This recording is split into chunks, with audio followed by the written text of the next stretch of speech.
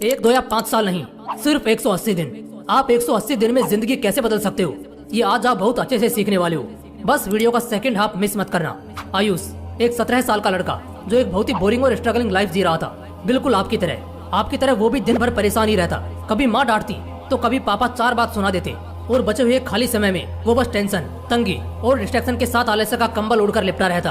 पढ़ाई में वो एक एवरेज स्टूडेंट था और उसका कुछ खास मन लगता भी नहीं था इसमें। वो हर काम में पीछे रह जाता। वो आलसी था 1 नंबर का। एक काम भी वो ढंग से नहीं करता था। इसी वजह से हर काम में वो 4 बात सुनता। उसे बेइज्जत होना पड़ता। कोई उसे पसंद नहीं करता था। सब उसकी नालायक और मूर्खों में गिनती करते, लेकिन असल में वो मूर्ख नहीं था, ऐसा बस लोगों को दिखता था। मगर उसका दिमाग बहुत तेज था और यही उसकी सबसे खास बात थी। वो अपने आप की ताकत को जानता था। वो ये भी जानता था कि अगर वो अपने असली औकात पर आ गया तो सब कुछ बदल जाएगा और वो सबसे बड़ा भी बन जाएगा, खूब सफल हो जाएगा। वो नालायक नहीं, बस आलसी था और यही आलसपन तो उसे हर जगह बेइज्जत कर देता था। उसका मन स्थिर नहीं था और इसी रीजन की वजह से वो खुद ही बार बार लोगों के दरवाजे पर पहुंचता, किसी न किसी को फोन करता और किसी न किसी के पीछे पागल रहता, लेकिन बदले में कोई उसे 2 पैसे का भी भाव नहीं देता। एक तरह से कह सकते हैं हर जगह से बेइज्जत हुआ बंदा था वो। लेकिन सबका सुनहरा और खूबसूरत दिन आता है। उसके भी खूबसूरत दिन बड़े जल्दी आने वाले थे। साल था 2019, जब उसी का एक रिश्तेदार जो कि उससे उम्र में 4 से 5 साल बड़ा था, वो उससे मिलता है। मुलाकात में दोनों की बातें होती हैं, मगर थोड़ा खुलने के बाद वो लड़का यानी आयुष अपने उस रिश्तेदार को अपनी सारी परेशानियों के बारे में बताता है। उसके उस रिश्तेदार को उस लड़के में एक चिंगारी जरूर दिखती है कि ये लड़का दम रखता है कुछ बड़ा करने का, मगर ये इतने सारे उलझनों में फंसा ही कुछ इस तरह है कि ये कभी कुछ सही नहीं कर पाता। इस वजह से लोग बस इसकी गलतियां देखते हैं, इसके पीछे की वजह और हालत नहीं। कहते हैं ना, हर रिश्तेदार बुरा ही नहीं होता, कुछ फरिश्ते भी होते हैं। उसने पहले उस लड़के की पूरी बात सुनी और फिर उससे बस एक ही सवाल पूछा, तुम चाहते क्या हो? इस पर उस लड़के ने कहा, मैं सब अच्छा करना चाहता हूँ, सफल होना चाहता हूँ, कम से कम गलतियाँ करना चाहता हूँ और हर चीज में आगे रहना चाहता हूँ। फिर उसके रिश्तेदार ने एकदम शांति से कहा, अच्छा मुझे एक बात बताओ, अगर तुम्हारे गोद में एक 2 साल का बच्चा थमा दिया जाए और उसे गोद में लिए ही तुम्हें आगे 1 किलोमीटर दूर एक मंदिर पर जाना है जहाँ तुम्हारे परिवार के लोग मौजूद हैं और पूजा की तैयारी में है, जो बस तुम्हारा ही इंतजार कर रहे हैं, तो मुझे बताओ क्या तुम्हें उस बच्चे के बोझ से चलने में थोड़ी तकलीफ होगी या नहीं? उसने जवाब दिया, बिल्कुल होगी। इसके बाद उसने कहा, उस बच्चे ने अपने हाथ में 3-4 खिलौने लिए हैं जिनका वजन कुल मिलाकर कम से कम आधा 1 किलो तो होगा ही, तो क्या इससे समस्या थोड़ी और नहीं बढ़ेगी? उस लड़के ने कहा, बिल्कुल बढ़ेगी। इसके बाद उसने कहा, तुम नंगे पांव बिना ये जाने कि मंदिर 1 किलोमीटर आगे तो है, मगर किस दिशा में है, यानी कहाँ से उसका रास्ता है, ये तुम्हें मालूम ही नहीं है, तो बताओ तब क्या हालत होगी तुम्हारी? तो उसने कहा, मेरी हालत तो बहुत बुरी हो जाएगी। उस रिश्तेदार ने फिर पूछा, इसके साथ अब तुम्हारे घर वाले फोन करके तुम्हें 2 किलो प्रसाद लाने की भी कहते हैं, तो उस समय तुम्हारा मंदिर में पहुंचना ज्यादा वजन और भटकते मन के साथ और भी मुश्किल हो जाएगा, है ना? उस लड़के ने जवाब दिया, बिल्कुल हो जाएगा।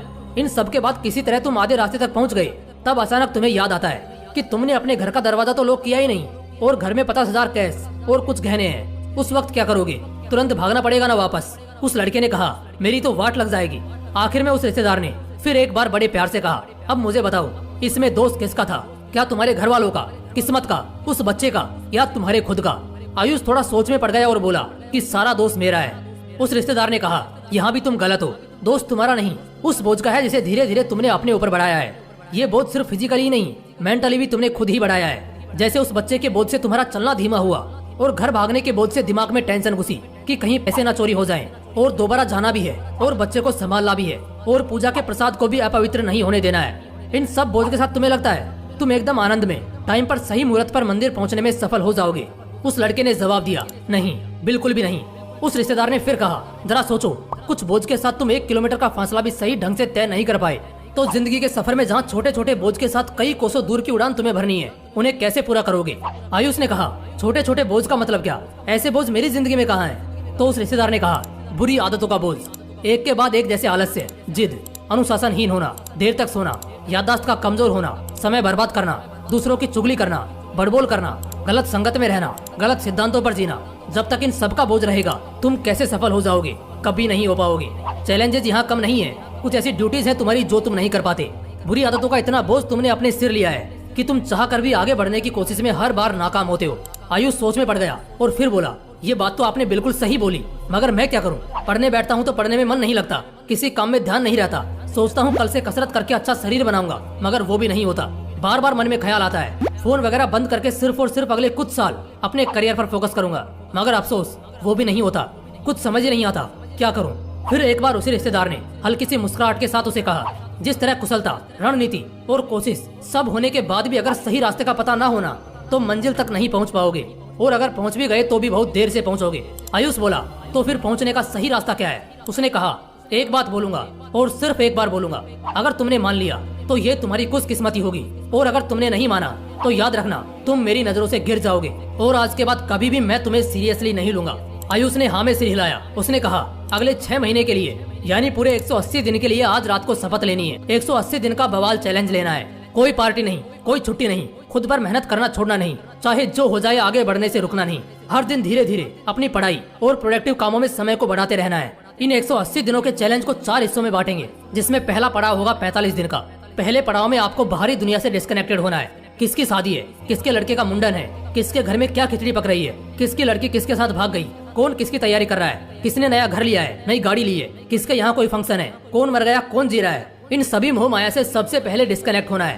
पहले पड़ाव की चुनौती में लगभग 20% लोग बाहर हो जाएंगे, और उम्मीद करता हूँ क्योंकि तुम्हारे अंदर मुझे चिंगारी दिखी है तो तुम टिक जाओगे। इस पहले पड़ाव में अपने डिस्ट्रैक्शन के सभी सोर्सेज को खत्म कर दो। फोन, लैपटॉप या कंप्यूटर, ऐसी कोई भी चीज जहाँ से अगर 1 पैसे की भी वैल्यू नहीं मिल रही है तो उसे बंद कर दो। जो दोस्त बार बार घूमने और फालतू के कामों के लिए बुलाने आता है उसे ब्लॉक कर दो। जो छोटे छोटे डिस्ट्रैक्शन जैसे कोई बर्थडे पार्टी या कहीं बाहर घूमने जाना या बीमार पड़ जाना, ऐसी चीजों को भी इग्नोर करो। सबसे मुश्किल ये पहला पड़ाव ही होता है, क्योंकि इसमें आप अपने अंदर के लालच और बर्बाद कर देने वाले सुखों को तोड़ तोड़ कर खत्म करते हो। इस पहले पड़ाव के बाद अब आप मेंटली फोकस्ड और सेल्फ कंसंट्रेटेड हो जाते हो, जिसके बाद जीतना और बेहतर तरीके से रहना आसान हो जाता है।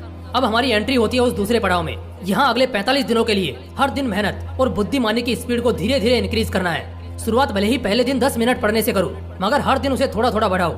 अगर 5-5 मिनट भी हर रोज बढ़ाते गए तो अगले 44 दिन बाद वो 10 मिनट 4 घंटे में बदल जाएगा, और एकदम आसानी से बिना किसी भी तकलीफ के तुम हर रोज बहुत मजे से 4 घंटे पढ़ पाओगे। और अब क्योंकि पहले पड़ाव में तुमने अपने सभी डिस्ट्रैक्शंस को खत्म कर रखा है, तो अब फोकस लेवल अपने आप बढ़ेगा, और साथ ही साथ पढ़ा हुआ या कुछ नया सीखा हुआ बहुत लंबे समय तक बहुत अच्छे से याद भी रहेगा।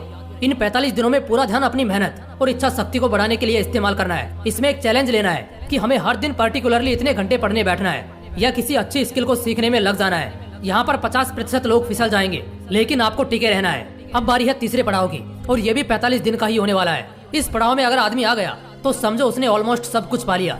इस पड़ाव में स्टेट ऑफ नथिंग में जाना है, जहाँ अपने एथिक्स को, अपने लाइफ स्टाइल को, जो आप पिछले 90 दिनों से करते आ रहे हो, उसे एक लेवल और ऊपर लेकर जाना है। इसमें असल में होता क्या है कि तुम्हारे शरीर को अब तक आदत लग चुकी है मेहनत करने की, डिसिप्लिन में रहने की, और पहले की तरह वो तमाम बुरी आदतें अब तुम्हारे में नहीं है। तो इस वक्त तुम्हारे पास एक मौका है, और वो है इन्हीं कोशिशों को एक लेवल और ऊपर लेकर जाने का। जैसे जो हार्डवर्क अब तक 4 घंटे का होता था, उसे बढ़ाकर 6 घंटे कर देना है। पहले जहाँ पढ़ाई पंखे में होती थी, अब ऐसे स्टेट में जाना है कि जहाँ गर्मी से हालत खराब भी हो, तब भी इसका तुम्हारे ऊपर ज्यादा फर्क नहीं पड़ना चाहिए।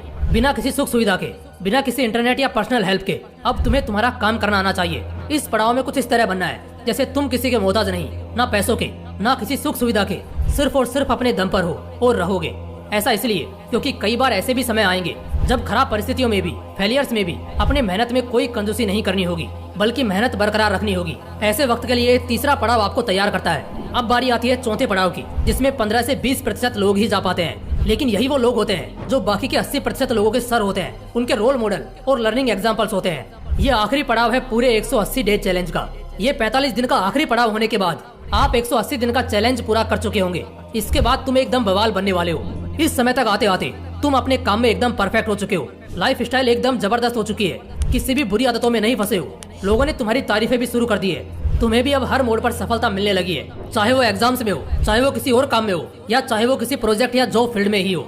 लेकिन अब वक्त है कुछ मैजिकल और स्ट्रिक्ट स्किल्स को सीखने का, जो पूरे 6 महीने के पीरियड की चमक को और ज्यादा बढ़ा देंगे।